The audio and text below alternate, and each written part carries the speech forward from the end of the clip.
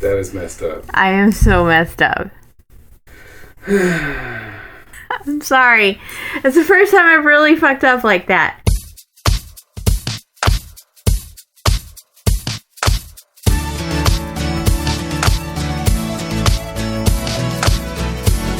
Hey everyone, welcome to Fighting Over the Card Catalog, a snarky look back at young adult novels of the 80s and 90s. I'm Jess. I'm Stephen, and I'm here to make my wife happy. We're taking a journey to find out how many terrible and hopefully some not so terrible books from my youth I can get my husband to read before he reconsiders his whole marriage. Which you might be doing right now. We have literally been talking for 20 minutes. And I forgot to hit record. It's fine. It's not fine. I'm sorry. Oh, jeez. Oh, jeez. So this week So to recap... Yeah, we read Babysitter's Club number 8. Jess has a really bad sunburn. Oh, yeah. I almost died yesterday. Because she almost died yesterday. From heat exhaustion. I got stuck in the pool, and then I couldn't. I had to come home from work to rescue her. I was in the sun for like 4 hours, and I've got such a bad sunburn. But I'm alive. Yeah, like a sunburn like you might get at Sea City, New Jersey, which we read about in Boy Crazy Stacey. Published in 1987. Yeah, we had a whole bit. We talked about Sea City and Baytown. Yo, we threw some shade at Baytown, Texas. Y'all missed that. Oh, man. I'm sorry. I mean, do we want to try to recreate that? No, it's okay. Baytown, Texas is a stupid name, too. Just like Sea City is dirty and gross and cancerous. Why don't you tell us about Boy Crazy Stacey? Oh, man.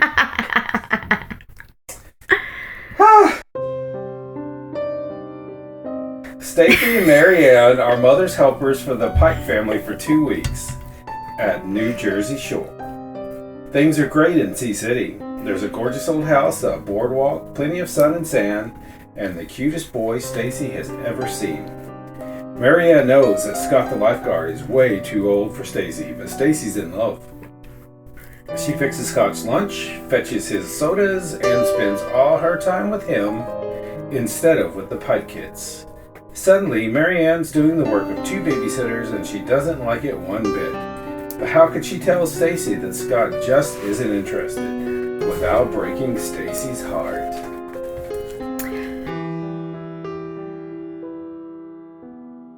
So, I just realized that makes it sound like this is Marianne's book. It does. It does.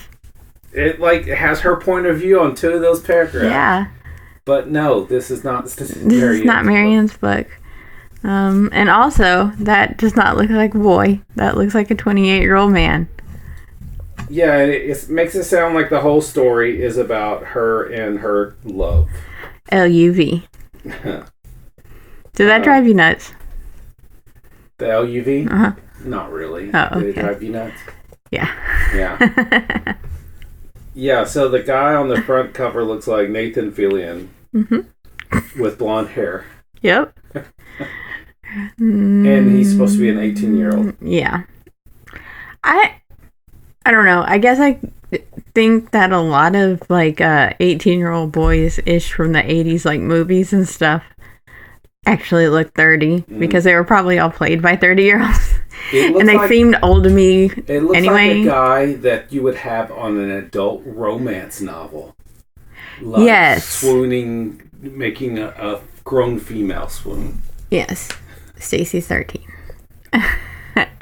And frankly, Claire's kind of looking at him a little bit. Claire's 5. But Scott's so dreamy. That's why. So, On scale of 1 best book ever to Dementor's Kiss of 10, sucking the soul from your lover reading. It is now an 8. It's now an 8. It was a 4 or 5 20 minutes ago. We had such good banter. I am so sorry that you guys missed out. So here's a recap of the book. I'm really sorry too. It's a 6 for me now. It was probably a 3 when I was little. Anyway, y'all, it's the end of the world. The Babysitters Club is going to be split up for 2 whole weeks. That's a long time when you're 13, so I'm not too mad at them. Stacey and Marianne are going to Sea City to be mother's helpers for the Pikes. Dawn's going to California with Jeff to visit their dad. And Claudia's family is going up to New Hampshire for a quiet little vacation since Mimi's still recovering. And Chrissy's family staying put to work on this whole new blended family situation. So the girls are going to get together one last time at Chrissy's new home, the big-ass mansion. Which I think has grown, by the way, considerably since the first book. It was like, oh, it's just a big house. And now it's like, oh, there are like 7 bedrooms on the 2nd floor. Oh, you want more? There's more up on the 3rd. Yeah. Yeah. So now it's like all the kids get their own. So that's how many? Mm-hmm. 4, 6. 6. Mm-hmm. Plus playrooms. Plus their room. Yeah. Adult room. Uh-huh. And then there's another 3 yeah. spare bedrooms. Yeah. So it's grown considerably. So like 11 bedroom house. Yeah. At least. Yeah. Yeah. So of course there's a fashion alert. Stacey wears a new pink shirt she got the last time they went back to New York. It has big, bright green and yellow birds splashed all over it. It was gigantic, so it would be cool. I put it on with a pair of baggy shorts, looped a wide green belt around my middle, and hunted up some jewelry. Silver bangle bracelets and a pair of very annoying silver earrings shaped like bells that actually ring when they dangle back and forth. She doesn't say they're annoying. I do. Because it's not Christmas. Right. It's August. So they're all a little bit nervous about going over there because this is the first time any of them have gone as like guests and not babysitters. But Christy's there being the same old Christy, and they're like, oh, it's normal now. It's fine. It's so normal that Christy gets a great idea and assigns Stacey and Marianne homework. She's all, why don't you write me a postcard every day describing your job with the Pikes? Later, we'll enter them in the notebook. That way, we'll keep it up to date and official. Thank you, Christy. And then Dawn's left out, so she's like, well, I might babysit for my old clients when I go back to California. So if I do, I'll send you notebook entries too. Yeah, like notebook entries for, the whole thing about the notebook entries so they can look in and see how the kids are or how they need to be treated. Right. Or if there's any allergies for the other. Right. It's a record for their regular clients, basically. So they're going to enter the California clients. Uh-huh. So at this point, it's more of a diary than it is actual real thing for work. Yes. They're just spying on kids, keeping journal entries. Yes. So when it's time to leave, y'all, the waterworks get turned on hardcore, and it is so overly dramatic. I was reading this bit aloud to you in the car, and it was a lot of fun to read. When Stacey gets home, though, she's all like, whatever, bitches, I'm going to the beach. The 2 girls meet with Mrs. Pike the next day to get all the info they need. She's like, mostly, you'll just be giving Mr. Pike and me a hand since, of course, we'll be there too. That's bullshit. They are barely there around their kids. Some days they go to the beach with them, but not a lot. Yeah. Out of 2 weeks, it seems like they spend a couple of days with them. Yeah. Like they they get one day off, so they spend it with them that day. Mm-hmm.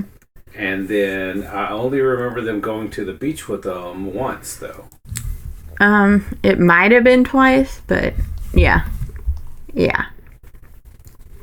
So basically you have two 12-year-olds in charge of 8 kids. Stacey's 13. Oh, excuse me. A 12 and a 13-year-old in charge of 8 kids in this vacation city. And yeah. Yeah, right near the water. I mean, that is the one thing they have a rule on, at least. Right. Even though the Pikes believe in no rules whatsoever. They can only swim in the ocean between 9 and 5 because that's the only time the lifeguards are on duty. So that's their one thing. And they're like, we don't mean to be strict, but it could be dangerous. And it's like, yeah, thank you for thinking about this. But it's like still, there are lifeguards there, but they're pretty distracted most of the time. And this is where Vanessa begins rhyming every goddamn thing she says. That's not just this book, just so you know. Did it annoy you?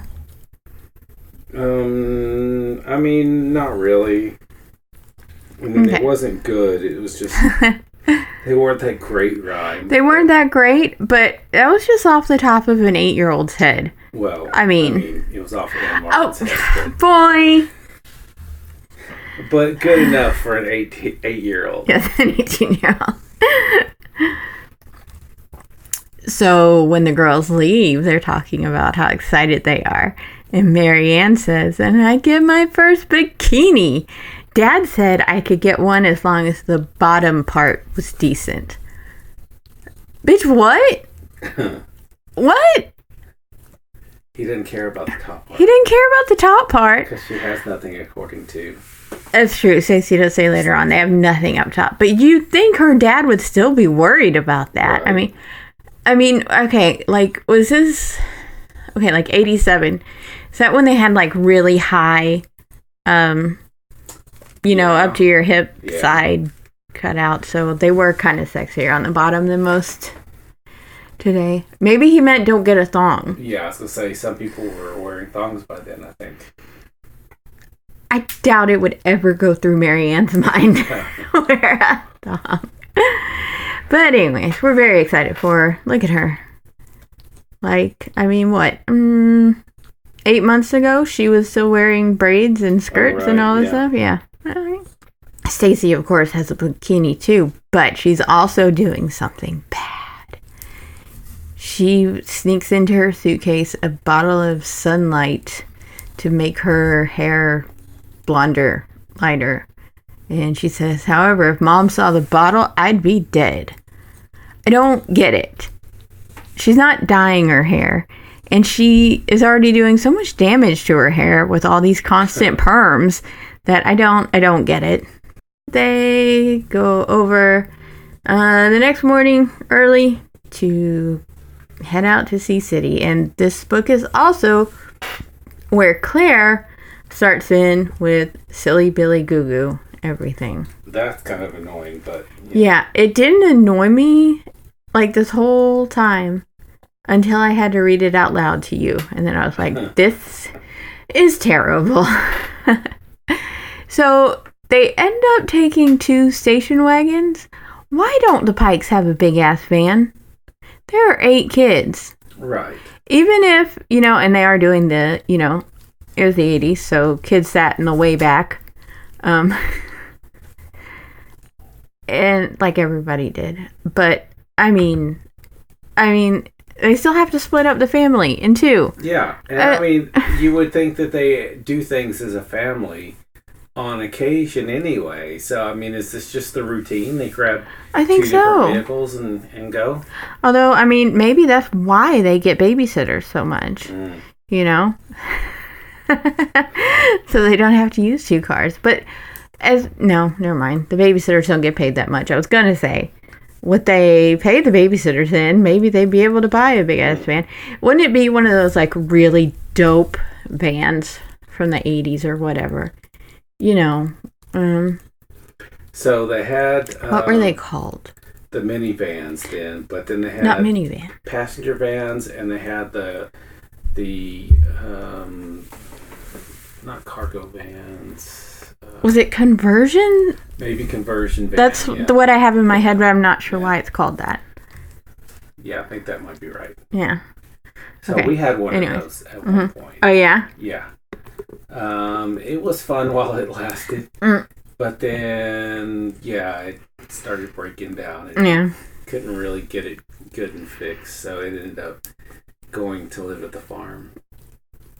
You killed it? We literally parked it at the farm and never saw it again. Oh, wow. Okay. Aw. Poor old van. We looked at one, I remember, when we were younger, and man, we wanted that, but we didn't get it. My mom Not that we needed it. There were four of us. An Astro van, Yes. which I put into a ditch at one point because it was icy on the roads, and I thought it was fun to push down the gas and watch it peel out, and then Steve and Chris Hollingsworth. Hollingsworth. All of a sudden, it just started drifting to the side, and nothing I could do to stop it. Yeah, no. So it kind of went. It was almost at a 45-degree angle in the ditch, and I had to get people to help me, like push it up and get it onto the. Yeah. Anyway. Did you get in trouble for that? No, not really. Not too bad. Okay. Because you're just like, it was icy. I couldn't do anything. I went to the ditch. I wasn't trying to speed down it or anything. No, shut up. Okay.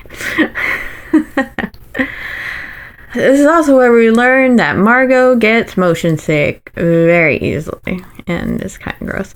Have you ever actually seen someone turn green? No. When they're sick? I mean, it's mentioned like 3 times in this book. I see people get pale. Yeah. Yeah. Yeah. So where does that come from? I don't know. Because I've never seen that. They always stop at Howard Johnson's for ice cream, and I thought that was only a hotel. Me as well. But whatever. Okay. Was it a restaurant, or was it specifically an ice cream store? I don't know. Like Baskin Robbins. Or Friendlies. No, that's not specifically ice cream. But it's mainly ice cream. It's a New England thing. Gotcha. But it's a restaurant too. You get... Yeah. I mean, they have like burgers and stuff. But like, they have like amazing ice cream stuff. Ugh. I miss Friendlies. Anyway, they get to the beach.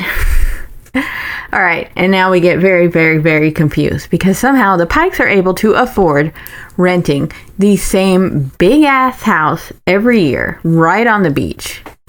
Right behind the lifeguard. Yeah, so I mean, tower, it's literally lifeguard tower. Right behind there. the lifeguard. So, okay, so it goes through the rooms in this one too. Yeah. It's at least 8 bedrooms, and it's 3 stories. Yeah, so they're like assigning bedrooms, and it makes it sound like they're going to be pretty crowded. But in the end, after they give Marianne and Stacey their room assignment, they're like, and if you don't like this one, there are 2 other ones. And I'm like, well... Up on the 3rd floor. It's a lot like Christy's mansion. Why did you stick all those kids in one bedroom? Yeah. If there are 2 other bedrooms. Because they like each other. I don't know. Nicky should have gotten his own bedroom. Just kidding. He probably likes being in there. Byron should have gotten his own bedroom. Yeah. Anyway. So I looked up an 8-bedroom, 3-story house in Surf City, New Jersey. Okay. And the first 2 weeks in August, it cost $17,000. Wow. Now, that was only about $7,587, but that's still an immense amount of money. Yeah. For a family of 10 every year on one salary. What? Maybe that's why they don't buy a huge ass van. Although, the gas for 2 station wagons, come on, that's still a lot. But anyways, $17,000. We were talking about, just the thought of taking 8 kids out to eat Mm-hmm. every day. Plus, 10 kids. Yeah. 10 kids out to eat plus the adults. I mean, that's... Well, but they rarely went with them, but... That's a lot of money. Yeah. Yeah. Yeah. So, but speaking of going out to eat, the Pikes' favorite place is the Burger Garden, which Claire calls the Gerber Garden, which is what Trump would call it today. Because remember a while back he was talking about ham Gerbers? That's what he called it. Gerbers? Yeah. Yeah, that was a thing like a couple months ago. Anyways. So, Sea City's awesome. It's got this place and like places like Candy Heaven, Putt Putt Place, Hercules Hot Dogs, an Ice Cream Palace, Trampoline Land, and the Boardwalk, of course. It sounds like cheesy, good time, fun. I don't think I'd enjoy all that very much. You wouldn't because you don't like the ocean. Anyway. I mean, I don't mind going to the ocean too much. I mean, it is a pretty fucking big hassle. What? It is a big hassle going to the beach. Oh, yeah. I mean, just the walk from the car to the place to set up. That's true. Unless you're in a $17,000 house right there. Right. Yeah. Yeah, I agree.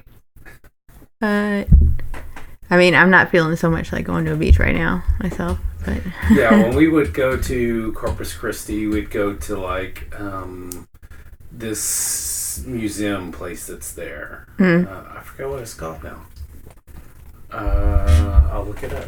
Yeah, I don't think I've ever been to Corpus. Maybe I've only been like Arboretum? Galveston, which has Moody Gardens, which is dope. Galveston. Oh, maybe that's it. Maybe that's it. Yeah. Is it the big triangle places? Yeah. Yeah, that's Moody Gardens. Okay, yeah. Yeah, that's super fun. So that's where that was our place of choice. Yeah. Rather than... Yeah, Galveston's fun because it's got a lot of historical stuff. I've been to the museum about the hurricane in the early 1900s that completely wiped Galveston out. That was really interesting. Yeah. Anyways, nerds going to museums on beach vacations, but it's fine. We also went to the water park that was there. Was it a Hurricane Harbor there? Hurricane Harbor. I think so. Yeah, it's not a Slitterbahn. Oh, maybe it is a Slitterbahn. Maybe it's a Slitterbahn. It's a Slitterbahn, yeah. That's it. What is it? The hottest, coolest time in Texas? Right. Yeah, man, I can't do it. I can't do a water park anymore. No. Because you have to walk upstairs to everything. Yeah. Yeah. You gotta be in good shape to go to a water park and really enjoy it. What the hell? I went to a water park with the kids and I went on this ride. It was the last water ride that I ever rode. That was very dramatic. Because I get on it and it's one of these where you go, it shoots you uphill. And then you go through these tunnels and stuff. Sounds great. It did not have a force to get me up the hill. Oh no! And the ride had to stop running. Oh no! And the guy was going to give me a push, and I'm like, no, thank you. I'm just getting off now. Oh no! It was so embarrassing. Yeah! Oh, and I met my kids at the exit, and they just kind of laughed a little bit. But not too much? Not too much. That was good of them. I'm like, okay, I'm just going to go around the lazy river and hang out at the pool. You guys have fun. Oh, that's terrible. Okay, I don't blame you. Well, okay, well, good job marrying somebody who will never want to go to a water park. Hottest, coolest time, indeed. But your kids had fun, I bet. Yeah, they did. Yeah. So, a pretty big deal is made out of the adult Pikes knowing about Stacey's diabetes, but not the kids. And Stacey worries about, like, them asking questions why she isn't having, like, cheese danishes and stuff with them. I have to wonder what Anne's big thing is about diabetes, because she makes it sound like it's something to be ashamed of. Exactly. That's exactly what this is. And I hate it. Like, I thought we got over that. We got all past that in The Truth About Stacey, you know? Yeah, but no. No. And I mean, the Pike kids are cool. So, I mean, like, they wouldn't make a big deal out of it. Right. You know? Anyways, but I mean, it makes it seem... It'd be like a teaching moment. I don't know why she doesn't have, like, a teaching moment. And just tell the kids, you know, this is what I have to do and this is why. Yeah. And mostly you can't avoid, you can avoid this type of diabetes, but you can't avoid this type. Right. So. The Pike kids would probably be like, oh, okay. Yeah. Yeah, I hate it. I hate how she makes it seem like so ashamed. And it didn't seem necessary. Like, there was no... Right. It didn't further any other plot. Absolutely not. Yeah. So, yeah. But speaking of good... It was just like, this is Stacey. This is what defines Stacey. Let me put it in the book again. Right. Yeah. Well, I mean, they talk a lot about how... She talks about how, like, her parents are worried about her taking care of, like, taking her insulin all by herself for 2 weeks and all. And so that makes sense. Yeah, but there was no part... First time they haven't been around her. Yeah. She's had that... Yeah, she said she hasn't been... deal with it herself. Yeah, longer than overnight. Yeah. Like a sleepover, but yeah. So that part makes sense, and I'm not mad about that being in the book, but still, the part about hiding it has nothing to do with anything. Yeah, it's like the dad calls her over to help him cook breakfast, and she's like, I don't know how to cook, and he's like, that's fine, just come here. And then he, like, whispers to her, you know, I just want to make sure what I'm cooking you can eat. And, so bad. Yeah. Did not like that. I did like references to other books in this book, though. Mallory was reading The Secret Garden, and Marianne was reading A Tree Grows in Brooklyn, which are two of my absolute favorites. Nice. So, yeah. That makes me happy. All right, so... You ready to go to the beach? Let's go to the beach. Stacey's not shy. She whipped off... I whipped off my clothes. Underneath was my new bikini. It was skimpy. And we're talking very skimpy. In yellow, with tiny bows at the sides of the bottom part. And... if I do say so myself, the top part was filled out pretty nicely. Marianne's eyes nearly bugged right off her face. Dang, Anne! She's 13! Calm the fuck down! Now it's time to shame Marianne, though. Because Marianne was, like, really embarrassed after seeing this goddess. Sweatshirt. She slowly removed her shirt and shorts. Underneath was a perfectly nice pale blue bikini with white stripes running diagonally across it. It wasn't quite as skimpy as mine, and the top wasn't filled out at all. Marianne and Christy are just about the shortest, smallest girls in our grade. But she looked fine. I told her so.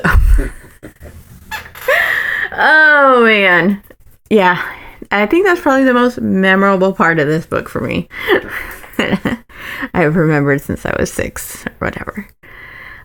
So they go out, and for one thing, they see a boy's mother helper. Oh my goodness. What they assume is a boy's mother's. Right. A boy mother's helper. Anyways, but more importantly, Stacey sees this total hunk of a lifeguard and instantly falls in love. L-U-V. She saw him actually the first time. The day before. Yeah, before they got to go out. Yeah, she saw him out of the window of the house, of their beach house. Their beach mansion. And he pretty much made her go through puberty.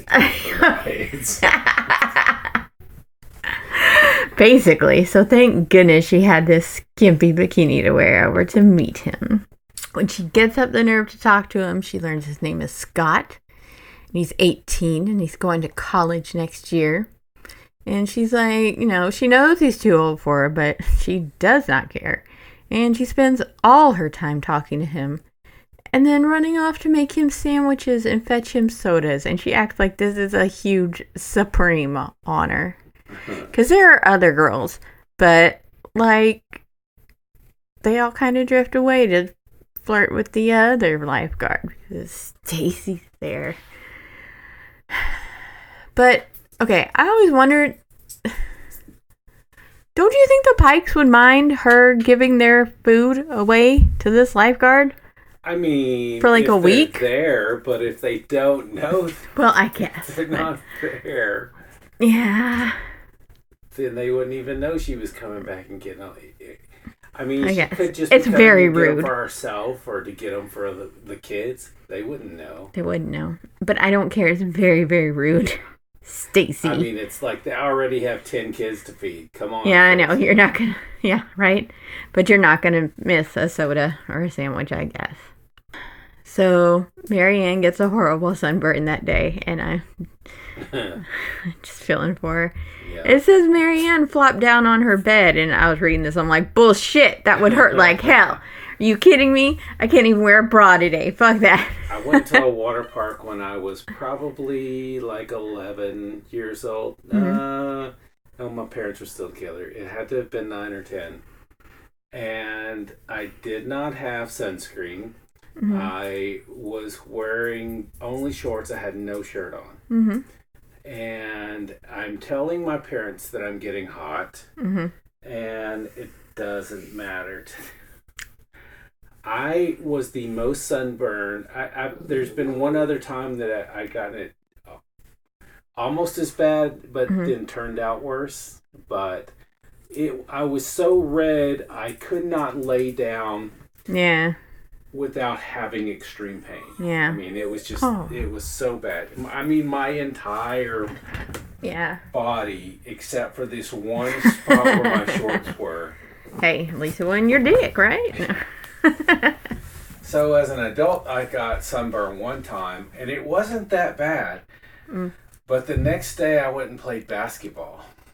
And for whatever the body does, it actually made blisters come up all over my body from the heat and sweat of playing basketball. And I went to the doctor. I went to the base doctor. I was in the Air Force. And they actually got mad at me and said if I got another sunburn like that they were going to report me. Wow. Because I was basically the property of the Air Force and I was not treating them properly. Treating their property properly. Wow. I mean, I see their point, you know, but I tried to explain to them it wasn't this bad. I was playing basketball and I didn't know it would do that. Well, but now you know. That's why they didn't kick you out then. But one more time, you gotta do one thing. But yeah, I still remember that first sunburn to this day, and the night. Yeah. Well, it was really a couple of nights, but that first night, I mean, it was so difficult sleeping. It was so excruciating. Yeah. I'm sure a lot of people have had that kind of sunburn, but. I don't usually burn very bad. Like I said last night, in 2 days I'll have a really great tan. Yeah. It'll be fine. It just hurts today and tomorrow. But one of my worst ones was 5 years ago or so, and a bunch of us went down to the beach, Surfside, and for St. Patrick's Day. And so it wasn't very hot. I mean, it was warm. And I was dressed all cute with my, shamrock knee socks and a skirt and stuff to watch the parade. And, I burned really fucking bad, even though it was March. But just between my skirt and my socks, they didn't go quite up to my knees. Wow. Yeah. But the funny thing was, my bestie, Jessica, she was wearing capri pants. So she was burned right underneath. So I'll put up that picture. Our opposite sunburns, our bestie opposite sunburns. It's still so funny to us. It's terrible. But yeah, that was a pretty bad burn. I got kind of sick from it. Marianne goes, what did I do to deserve this? And it's like, well, you were a dumbass, Marianne. Yeah. Because she, like, purposely did not put on sunscreen. Right, because she wanted to get a tan right away. Mm-hmm. Showed you. But all the kids that night bring her something to make her feel better, like an ice pack or aloe cream, or Claire brings her margarine, and Nikki's like, you dumbass, that's for, like, actual burns, but it's very cute. So, okay, you said the lifeguards were distracted a lot, but I think they're dicks who take advantage of teenage girls, but I actually think they're pretty good lifeguards. Like, as soon as something happens, they're very serious and businesslike about it. Really, only two things happen. Well, the first, yeah, that we they see. didn't even spot. No, they didn't. Somebody yells shark. Yes. And then then they're real attentive and get up and put the binoculars to their face. But I mean, but they were not even looking out in the ocean at the time. But they're still good. They're very professional about it. And when Claire gets hurt, he takes very good care of her. And yeah, I think they were good. But okay. But Stacey's not watching kids either. No. I mean, she literally just leaves Marianne with all the work. And, like, Stacey turns, like, bitchy in, like, half a second. She goes, like, I noticed Marianne giving me dirty looks. Well, could I help it if Scott needed a sandwich and then another soda? I'm sorry if she thought she had her hands full, but it wasn't my fault. Adam dumped a bucket over Byron, or that Nikki disappeared for 10 minutes. Turned out he'd gone back to the house without telling anyone, but Marianne panicked. She was just going to have to learn to cope with things like that. I've had coworkers like that. I know exactly how Marianne feels. Sure, yeah. It's and bullshit. All I can say is, fuck you, Stacey. Fuck you, Stacey. Because she knows what she's doing. Yeah. Saying all that. And just like a lot of people, she tries to justify it some way in her mind. Because this man, no matter how flimsy, a soda or a sandwich. Girl. You're not getting paid to give him a soda and a sandwich. But it's love, L-U-V. But yeah, at least Marianne is getting some help from this guy mother's helper. Yeah. Even though Stacey doesn't give two shits about who this guy is. She's like, oh, she's just helping Marianne. It's fine. And Scott gives Stacey his whistle. It is very swoony. I would have been swoony at 13 over that. Yeah. I'm sorry. They finally have one cold, cloudy day, so the parents go to Smithtown, which is like a historical reenactment town, which I love. Yeah. The kids are like, no, please, no. I feel like Mallory and Vanessa would actually like it. Yeah. But maybe they just been too many times. It didn't follow the story arc. Okay, yes. So this is when they go mini golfing. And 10 people mini golfing sounds like hell on earth. It does. Oh my God. And the people behind, I can totally, I understand their frustration. Yeah. Especially with a 5-year-old who takes like 30. A 5-year-old who was doing 30 shots to get it into the hole. Yeah, it was like she said she went first and it took her 32 shots or something like that to get it in the hole. And then the next person was up. And I'm like, oh my God. Yeah, so fortunately they realized they should split up into a few groups. The older kids can take care of themselves and then go run amok in the town when they're done, I guess. And then it's Margot, 7-year-old Margot, who comes up with the idea that, like, maybe there should be a limit on how many shots you can take. Yeah. Stacey didn't come up with that. So I know on the scorecards now, they actually write that there's a limit. I think it's 6 or 7. If it takes you more than that, then you just pick up your ball and move to the next hole and you get that score. Yeah. I remember when we went to Cape Cod with my cousins and aunt and uncle. It was quite a few of us, but my cousin and I were just playing together because we knew how to do it, Stacey. But I mean, though we were like 8 and 10 or something. But yeah, I was really bad then. And he eventually, he's 2 years younger than me. He would just like pick up the damn ball and put it in the hole. It's like, yeah, all right. Anyway, that sounds terrible. And Claire wins 2 free games, and they're like, nah. So back in the brook. I hate this chapter. When I read just the notebook entry for it, like my stomach dropped and my skin got all like tingly, and I'm like, oh god, I hate this so much. This Marianne's postcards. About Stacey? No, What's because we're back at... No, this is a notebook entry from Christy. Oh. Just back in the brook. She's babysitting the okay. young... Yeah, gotcha. The little Brewer Thomases. Because Watson and Elizabeth are going to an estate sale. Going to an estate sale is not spending time building a new family, Elizabeth. No. The fuck? But Karen and Andrew get to have a project. They get to wash one of the backup cars that Watson has. So they start doing that, and then David Michael comes in with an injured Louie. He's okay, y'all. He's okay. But he cut his paw. Well, yeah, because poor Louie's bleeding from his paw, and Chrissy's like, oh shit, we gotta take care of this. He was going to a dog show.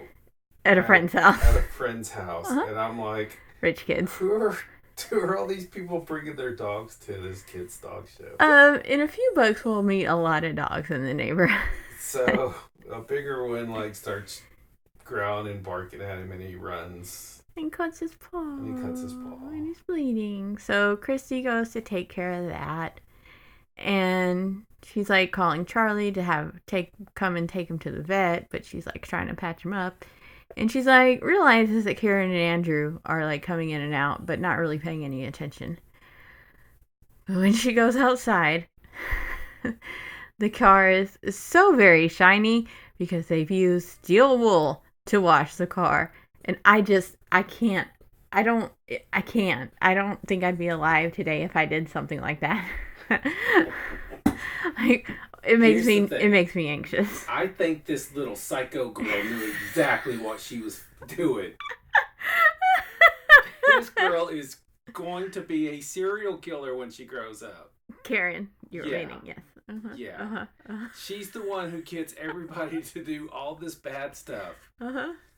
And here she is. Oh, yeah, we just grabbed steel wool like Dad does to clean. It's for pots things. And hands. Yeah. And Girl, you know what you're doing. But she gets in no trouble at all. None. Christy gets a bit of a dressing down. Yeah. Which I think was a little bit deserved. Charge, so you should have been taken. Well, you know what? There was an emergency. There was an emergency, but she could have had them come in and not continue doing it. I mean, don't expect the psychos to go in and get... Well, maybe she should. You would by now. From this point on, absolutely she needs to. But it turns out Watson's not so very mad because he's like, I've always wanted to paint it purple. And I'm like, okay, well, I can't be mad about that either. Let's get a purple car. Hell yeah. Back at Sea City, though, Stacey has bought a new bikini on the drag, which probably costs as much as what she's getting paid for these 2 weeks. Right. I mean, my God, a bikini from like a souvenir place. It costs like $50, whatever. Yeah, I've been to surf shops and looked at stuff. And they're I'm ridiculous. Like, no way. Yeah. I'm not paying $70 for some swim trunks. No, thank you. Yeah. But okay, Stacey, okay. So they get a night off, Stacey and Marianne, and even though they're kind of pissy with each other, they're like, no, let's have fun. And they go to the boardwalk. But first, we gotta have a fashion alert. Stacey put on a white cotton vest over a pink cotton dress and tied a big white bow in my hair so that it flopped over the side of my head. That does sound very cute.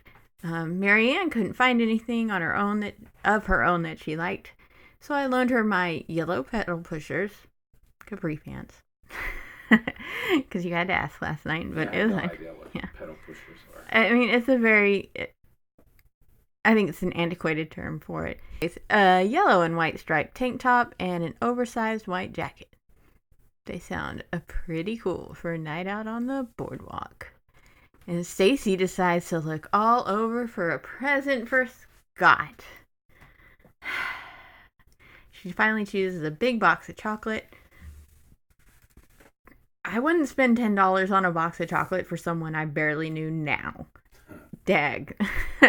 Especially after just buying a $70 bikini, but whatever. But then they spot him kissing a girl much closer to his own age. Someone legal and curvy. So that little fantasy's over, basically. And Marianne feels bad for her, at least, and they leave the chocolate on a bench, and Stacey's very sad and embarrassed. She doesn't want to go to the beach the next day, so she fakes sick. Who spends $10 on a box of chocolates and then leaves it there? Yeah. Well, she does try to give it to Marianne. Yeah, but still, Marianne, come on, take it and share it with the kids. Yeah, for real. I mean, that's like, no, it's just not worth it. No. And $10.87, that was probably more like a $25 box of chocolate now or something. That's a lot of chocolate. She fakes sick the next day, so she doesn't have to go to the beach, and Marianne knows. Marianne's done with feeling bad for her. That was a good 12 hours, but then Marianne goes, "Thanks for sticking me with all the kids again. You know, last night you dragged me around about 1 billion stores looking for a present for Scott. Then you saw him with that girl. You practically blamed me. You were so rude. The least you could do is apologize." Dang, Marianne, good for you, girl. But Stacey ends up having to take care of a kid anyway. But she has a nice, quiet day with Byron, who has been kind of weird this trip. He hasn't gone in the water once, and his brothers are mad at him for it. But they go to this quiet side. The bay side. The bay side. Not to be confused with Bayside from Saved by the Bell. But, sorry. And it's, nice and quiet there. So apparently Sea City is on the ocean side of, what do you call it, an inlet? Not an inlet, a peninsula. Peninsula. That's shaped like a dog's tail. It's how Byron describes it, so because Byron's awesome. So they're on the inside of that. Right. At the bay. Right. Yeah.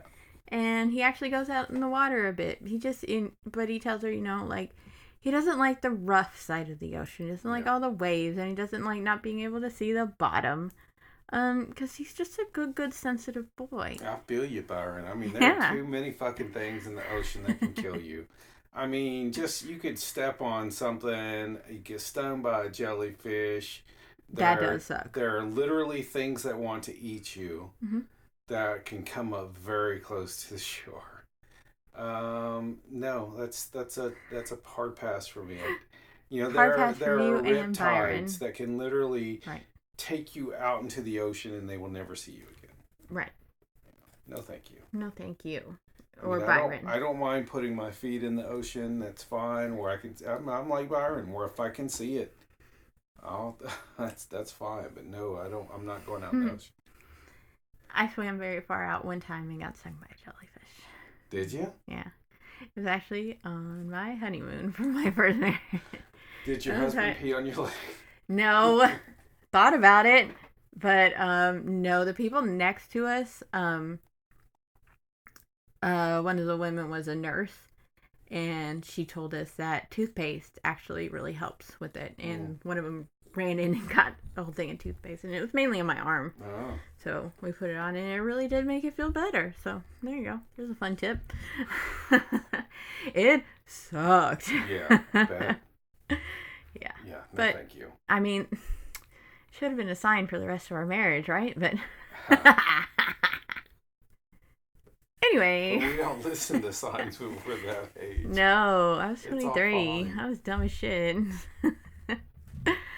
All I would like to point out at this point that Byron is actually closer to her age than Scott is. Right. Byron is 3 years younger than her, and Scott is 5 years older. Yeah. Yeah. I mean, not that I'm saying she should be doing anything romantic with 10-year-old Byron, but, like, it was a nicer day. Right.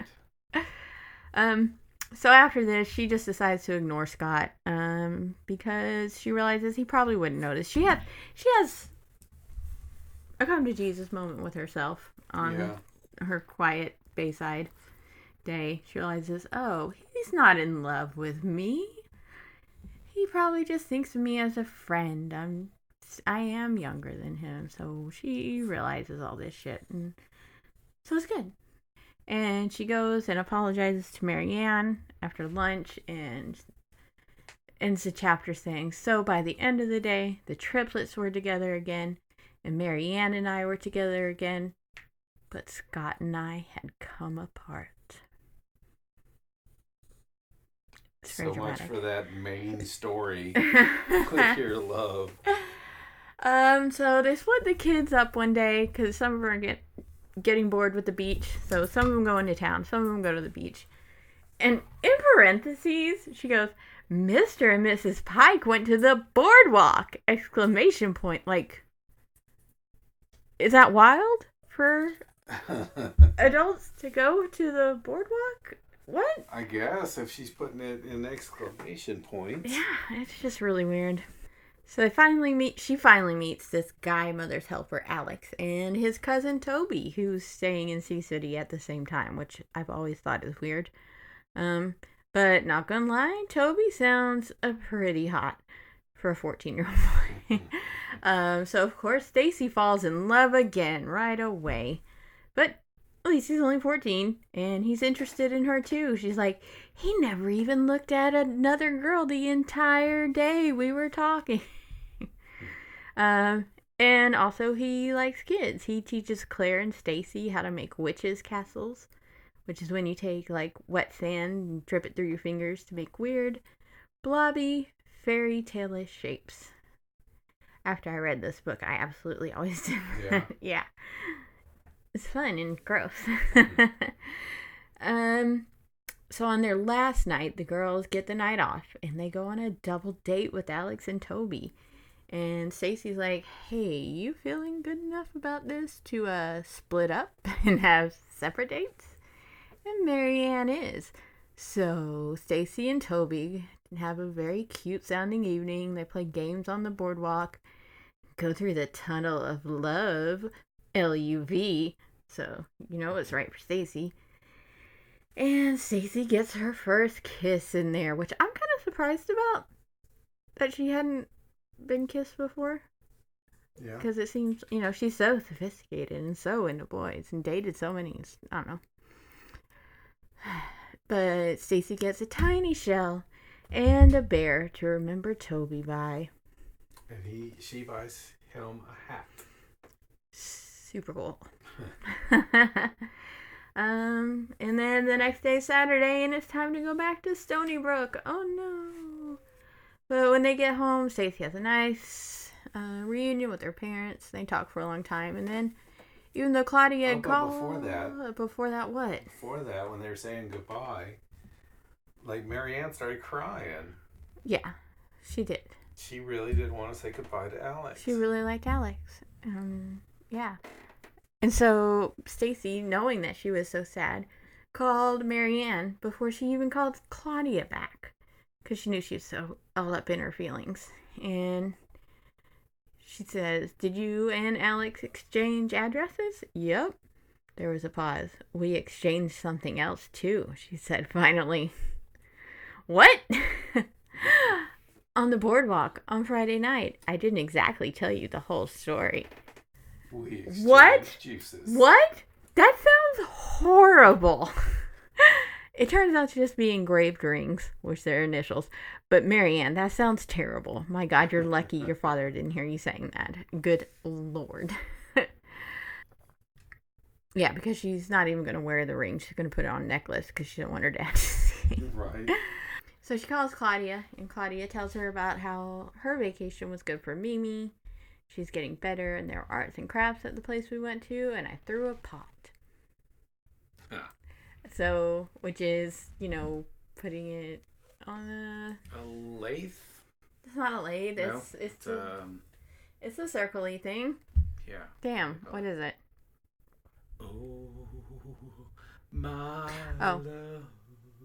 Yes. Potter's wheel. And oh my god. Yeah, so anyway. Yes, just like in Ghost. But yeah, so I learned what throwing a pot meant from that, and I felt very superior for a long time. And then Stacey just kind of sneaks in about, hey, I got my first kiss. And Claudia's like, what? And she's like, oh, I didn't tell you. And she says, I knew we'd be on the phone for at least an hour, but who cared? After all, I was in love. Like, I think when I was 13, I understood that crushes were not love.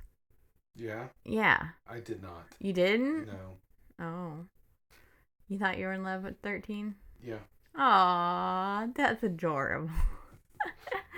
Yeah, I think I was well into adulthood in my 20s. Oh. Before I read a psychology book that was talking about, I was going through self-help stuff at that time. Sure. And it was talking about the science behind infatuation and how it can last from a year to 2 years. Yes, but I've heard 2 that. years is pretty much the maximum time that infatuation can last. Mm-hmm. And so, that from that point on, that's when I started realizing that these feelings are not love. These feelings are infatuation. That's why you proposed to me on our 2-year dating anniversary. What do you mean? That it's 1 to 2 years is infatuation, and then after that it's actual love. So, you had to hit that exact. I mean, if we're still together too, and I still like you, then it means we're past the infatuation. Okay. It's just very precise. I mean, that's not what I was thinking when that time. Oh. But yeah, that was probably, it was probably good that it had been that long and I was still... Oh, yeah, for sure. I don't think you should get engaged before that. I mean, no shade. I'm going to say. Anybody who does, but... Yeah, I really think people should be together. Not just be together, but live actually together. Live together for a certain amount of time. Big proponent of that, yeah. Yeah, and if you're just going to date for several years.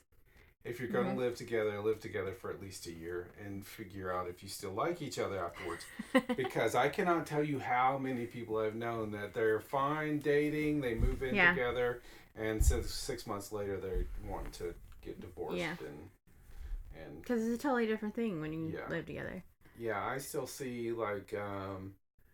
when I'm talking to people about my kids' significant others, I call them their partners. Because they're not married, but they have been together for, at this point, long periods of time. I know Aaron has been with his, they're engaged now. But... Yeah, you could say fiance, but he, proposed to her 2 years ago, so... Yeah. And they had been together for 2 or 3 years before that. But then he proposed to her again this last Christmas. But they've been together way longer than we have. Yeah. Yeah. And I'm fine with that. A lot of people are not because, it's all about a religious aspect. Oh, yeah, there is. Living in sin. Even when it comes to religion, I don't think should be up to the state to give you a certificate to say it's okay. Yeah. To create this bond with someone. Yeah, I think it's all very weird. Yeah. Yeah.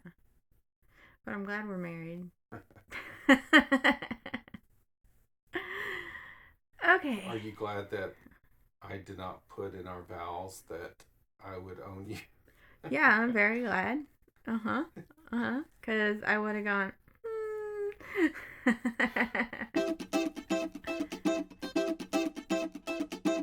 So let's talk about the chapter 2 of Anne M. Martin's biography. forget about that? Why not? So it's all about family. And yeah, her family life was perfect, basically.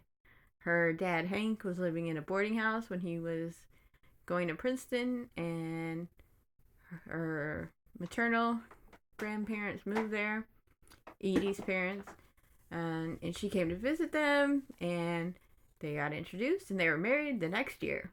They probably did not live together. Both sets of grandparents were wonderful. One handed down like this 90-year-old doll named Jane that she switched to Amelia Jane because she'd been reading about Amelia Earhart. She handed that down to Anne. And to keep that tradition going on, she handed it down to a cousin. But now, or at the time of the biography being written, it was sitting in her aunt's room, not carrying on the tradition, and I'm pretty upset about that. Hashtag free Amelia Jane. That's all I'm saying. Anyway, that's pretty much chapter 2.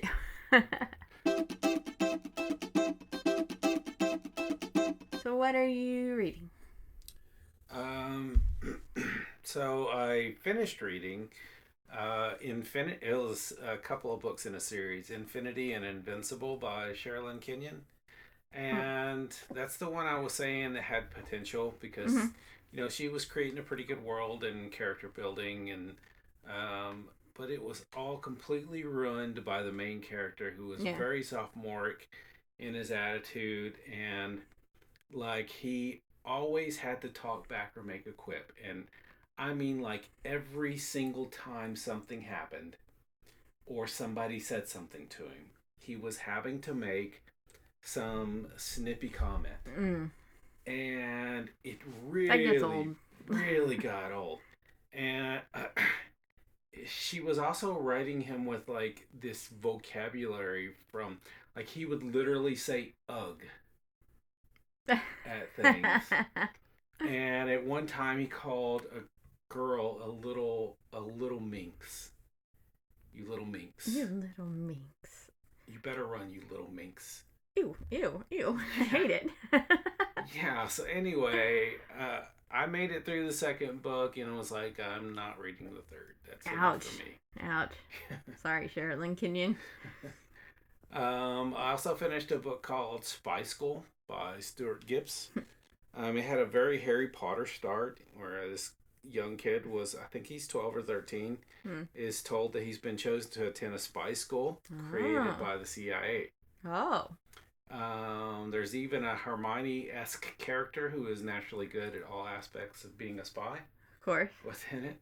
It was a quick book with a decent story and character creation, so I put in to be on the wait list for the second book. Nice. There's like 5 or 6 books out in this series. So we'll see. I'm currently reading Miles Morales, which is the Spider-Man character from Into the Spider-Verse. Mixed reviews. It's very angsty. Well, I mean, yeah. So I don't know. He's got shit going on, man. Yeah, shit going on. Anyway, yeah. So that's fun. All right. I'm still reading. A Long Way to a Small Angry Planet. Because, again, whenever we have our friends coming for the weekend, I don't get much reading done. But I'm enjoying it. It's a pretty woke book. They use they, them pronouns for certain species and characters.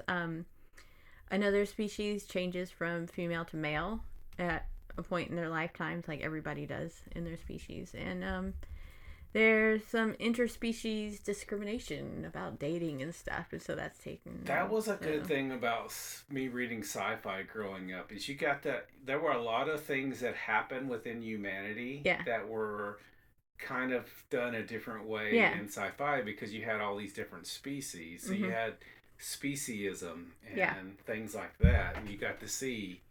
Yeah, so anyway, you get those ideals from different species, and then you could, apply it to different races rather than species, or different genders rather.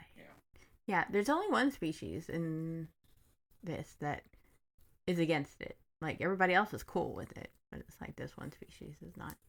Anyways, I'm enjoying it. Getting close to finishing it, which is good because I have 2 books on hold at the library that I have to pick up on Friday.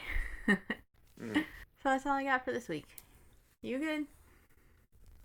I'm good. Okay. Please Hope rate you're us. good. I mean, I hurt still, but I'm fine.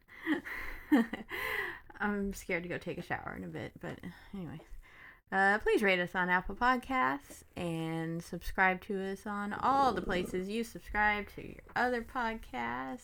If you're enjoying us, hey, please tell your friends and share us on all the social medias. You can find us on Facebook, Instagram, Pinterest, and Tumblr at Fighting Over the Card Catalog, and Twitter at Card Catalog Pod. My personal Twitter is Just Digress, and you can find all our stuff on our website, fightingoverthecardcatalog.com. Our next book is going to be by our Queen Judy Blume, otherwise known as Sheila the Great. We're rereading the books of your childhood. So you don't have to. Bye, everybody. Take care, you cool babysitters. Oh yeah, you've forgotten that.